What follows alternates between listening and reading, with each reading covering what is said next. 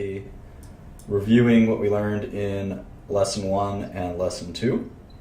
I made this PowerPoint, and there's a link in the description box of the first 2 lessons to a Google Drive where a lot of these files are available. So you can open up these Excel files yourself. There's a PowerPoint file that I kind of teach from as well. So without any further ado, let's kind of get into it.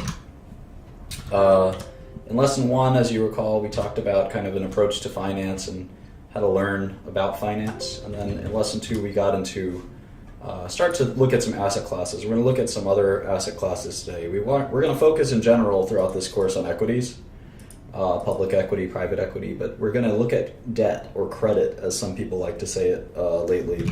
We're going to look at both of those, well, it's one asset class, debt, and we're going to do a little of that today. And then, so in terms of spreadsheets, I would just have an open Excel file if I were you. That would be my approach. And then with respect to the YouTube link, you can just follow along on there. Okay, so let's review equities. We spent some time talking about the holy trinity of financial statements: the income statement, the balance sheet, and the cash flow statement. Someone actually made me a GIF of a holy trinity of me as Jesus and saying, and having the financial statements out there. So I thought that was pretty funny. And if you want to link that GIF, I'd love to see it again. It was pretty funny. We spent some time on the income statement, the balance sheet the other day, and the cash flow statement we're kind of going to save for probably lesson 7 or 8. It's a little more complex. I'm going to ask Base Chica to help me moderate this chat while I'm not paying attention to every chat. So anyway, we talked about the kind of 6 things that I look at: stock price, shares outstanding, market cap, net cash, and enterprise value. Net cash is just cash minus debt. So that makes 6 things more or less, 5 or 6 depending on how you look at it. And that's the 6 things I look at. First 6 things I look at for any company whatsoever. Martin, do these guys know how the statements are all tied to each other? Yeah, we're going to go through that. So, definitely. So, next we sort of reviewed in Lesson 2 accounting. So accounting is the language of business, and it's really, really important. Without accounting, we can't really do finance.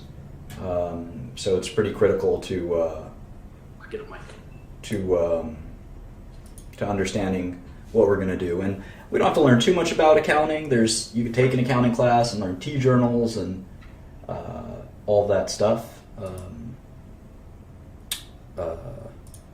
But I don't think it's necessary. I think we can get through most of this with a rudimentary understanding of accounting. So we spent some time on GAAP and balance sheet and stuff like that. GAAP and FASB and some of those rules. There's some more notes in the PowerPoint on accounting as well. How to expenses and non-cash expenses and things like that.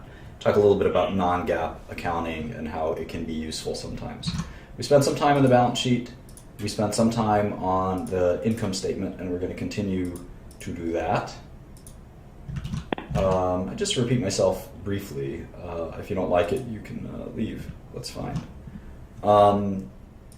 And so we then sort of ended the lesson with, on slide 13 here, which is the value of a company in theory. And we started exploring what discounting cash flows looks like. And I think that we did it pretty quickly, and we're going to do it a little more slowly and carefully now, just so we can really grasp it. But one thing that I wanted to sort of put this idea in your head that's really important, and I put it in blue here on the PowerPoint, and it says that a company is worth the discounted sum of its cash flows from today until eternity.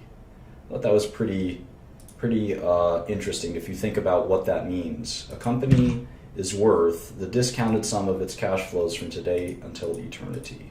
And I think that's a pretty complete definition of how to value a company. It's not perfect without having an extremely long conversation about it. But it's close, and I think it's an important concept to keep in mind. A company isn't worth its cash flow today or tomorrow. A company is worth its cash flow from today and forever, until forever. And the job of an investor is to calculate those cash flows, to forecast those cash flows. That's kind of the first half of it. Forecasting those cash flows and then assessing the risk to those cash flows is the job of an investor. In fact, you could basically distill investing to that. It's forecasting cash flow and assessing the risk to those cash flows, calculating a value, and then trying to acquire those assets for less than that value, or to sell those assets for more than that value. That is, in essence, what investing in finance really is. So at the end of the day, we're going to spend a lot of time, probably the next year, thinking about how to do that. Now, how much do we discount cash flows by? Well, it's certainly related to the risk to those cash flows. At the end of the day, if we can count on those cash flows as very likely to be received, we don't have to discount by very much. But as we know, there's always some amount we have to discount by.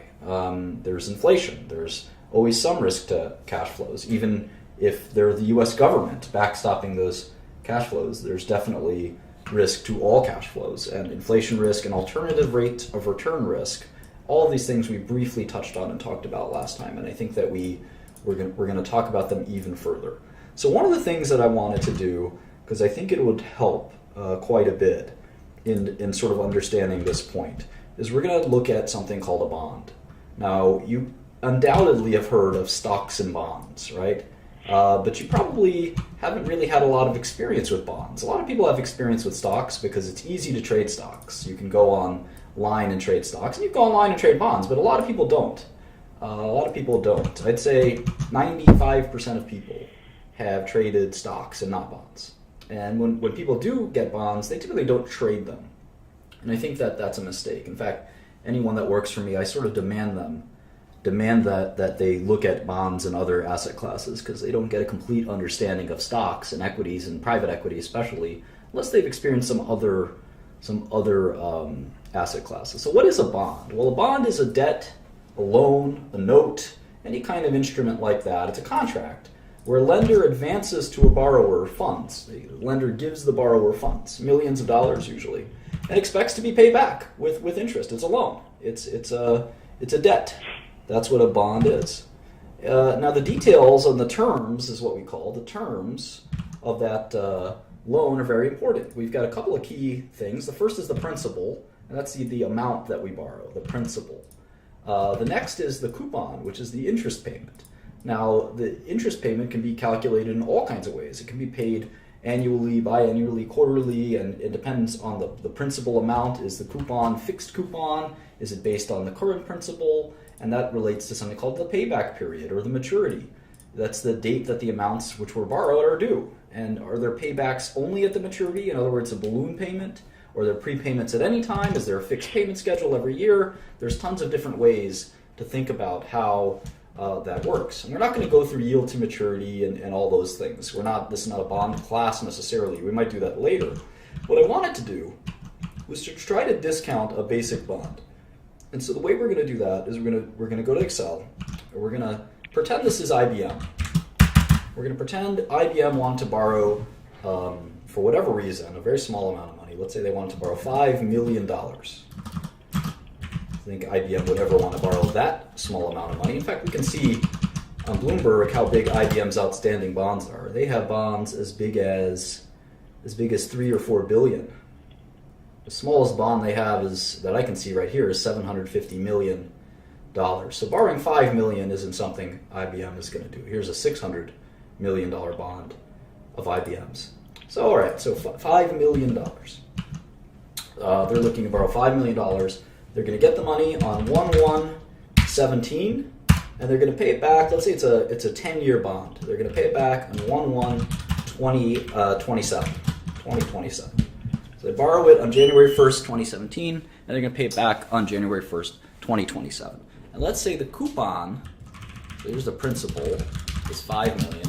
Let's say the coupon is 5%. IBM tends to be able to borrow for less than that, but let's say for argument's sake, IBM said, you know what, we want to borrow this money 5%, $5 million. So now what we're going to do is we're going to make a calendar, in essence, 2017, and we're going to make it out to 2027. And in essence, we're going to make two things. We're going to write amount outstanding or principal outstanding.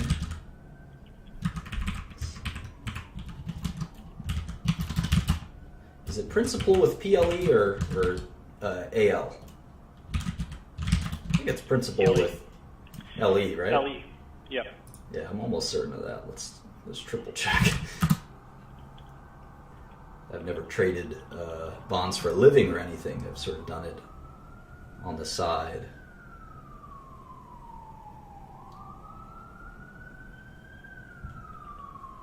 Anyway. Yeah, I would think Martin, it's... how big is the bond market compared to the equity market? It's a great question. The bond market's bigger than the equity market. That's what I thought. A lot bigger, right? Because Yeah, it is. It is, yeah, and that's mostly because of sovereign debt and stuff like that. But so the amount outstanding pretty much at all times, bond principal is definitely LE. Yeah, certainly the principles of finance, that principle is LE. But I was wondering if principles and bond principle could be potentially PAL. Anyway, the principal amount outstanding will be $5 million for the entire amount. They're never going to prepay this coupon. This debt terms equal no prepayment allowed. They can never retire this debt. They can only retire it in 2027. So the interest payments every year will be what? 5% of $5 million, which is $250,000. But in year 2027. Interestingly, in year 2027, they also have to pay back what? They have to pay back the $5 million because they borrowed the $5 million, right? So they borrowed the $5 million. So last year they're going to pay back the $5 million. The payback amount will be zero until the last year, where it'll be $5 million.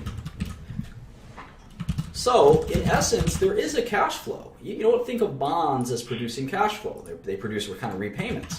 But from an equity perspective, they kind of are giving us back cash, right? And in the last year, they give us back a ton of cash. And we can sort of discount that, can't we? We can use a discount rate. And let's say that discount rate is 3%. We think that the risk of IBM defaulting or otherwise ruining our money through inflation or other ways is 3%.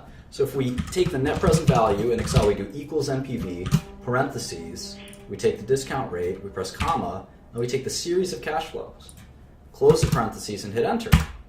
And we can value the bond at $6 million.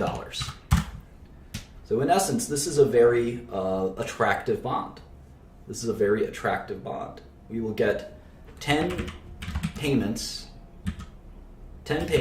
of $250,000. And we'll get a last balloon payment of $5 million. It's a 5% coupon bond, if that makes sense.